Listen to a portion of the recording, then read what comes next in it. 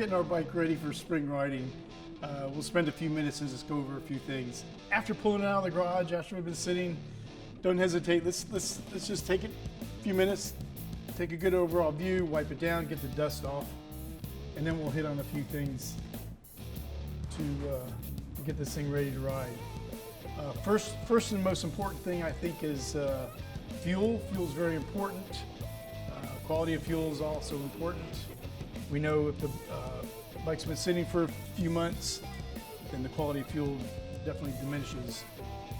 So what we'd like to do is let's take a look at the gas tank.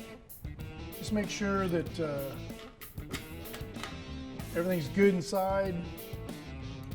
We're not looking at any contaminants or rust. Through the months, we could end up with a little bit of condensation. We'll start seeing a little bit of rust. But fortunately, our gas tank looks pretty good today. So we're good there. Again, we're back to the quality of the fuel. It'd be wise to go ahead and drain what you've got and replenish with new fuel. And once that's done, then you're good. The other thing while we're on the fuel system, let's go ahead and drain the carbs. Go ahead, if you haven't already done that, make sure the fuel that's out of the float bowls are empty. The next thing I'd like to touch base on is the batteries. Of course, the battery is a source. Without a battery, you don't have any power. If you were fortunate enough to have a trickle charger or a battery tender during the winter months and you've had it on charge, then your battery should be in good shape. If not, go ahead and remove the battery and put it on battery charger. Let it charge slowly, low amperage, 12 to 24 hours. Bring it back up to optimum charging. Another thing we want to look at is controls. Even though the bike was put away and everything was functioning pretty good, it's just smart and safe to go across. Let's touch base on all the controls. We have the throttle. Make sure we still have play in the throttle. Brakes, front brake, nice pressure on the master cylinder. Check your fluid level and also the quality of fluid. That's very important. A lot of people overlook the quality of the brake fluid. If it's something that needs to be changed, now would be an appropriate time to change it before you get out on the road. In most cases, some bikes have master cylinders front and rear, so of course you want to be doing both. Clutch. We all know we need a little bit of free play in our clutch. About 1/8 of an inch is suffice. The next thing we want to make sure is lubrication. Make sure the pivot points are lubricated and just take an overall view of it and inspect to make sure that it's tight, the pivot bolt's tight. The next thing we want to do, if the battery was in the bike, of course, would be to check the lighting, make sure your high and low beam is operating. Definitely brake lights, that's important, but check in a static position. Don't get on the road and find out that your lights aren't operating properly. Some people go ahead and prepare their bike for spring already before the winter months ahead.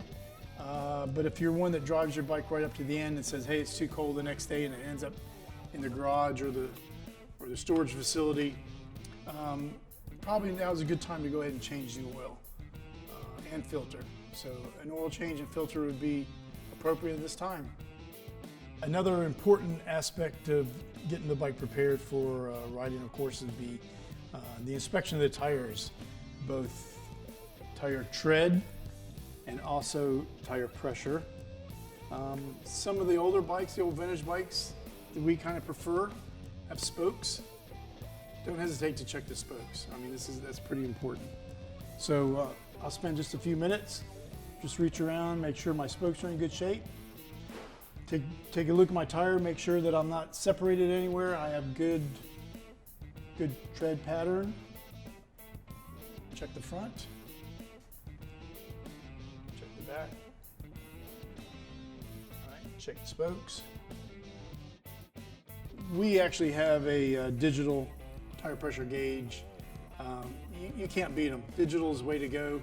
The old slide types are nice, but man, if you're fortunate enough to get a digital one, I'd go out and invest in getting a digital air pressure gauge. We all know how important tire pressure is. If there's a concern that you're not sure of the appropriate tire pressure, when you're inspecting the tire, look very close on the sidewall. You'll notice that you'll see the proper maximum tire pressure allowed in both the front and the rear tire. Another tip that we want to look at is our chain of sprockets. Again, that's an inspection. We have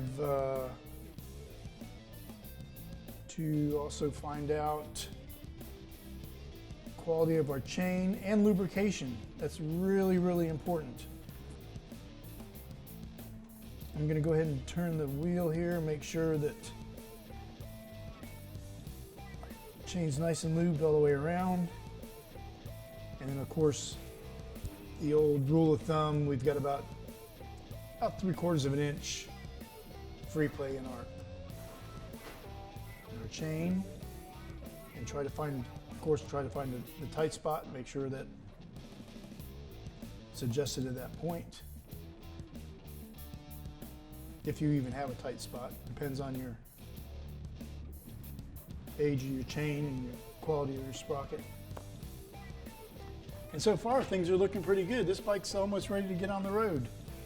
I know I didn't get to spend too much time with you this afternoon, but we just wanted to make this short and sweet. I mean, we just wanted to touch base on the real important aspects of getting the bike ready for riding, for safe riding. So we went over our fuel, the condition of our fuel. We touched base on battery, condition of our battery. We checked our controls, made sure our controls are in proper adjustment and operating properly. Lubricated, make sure that the cables are lubricated properly.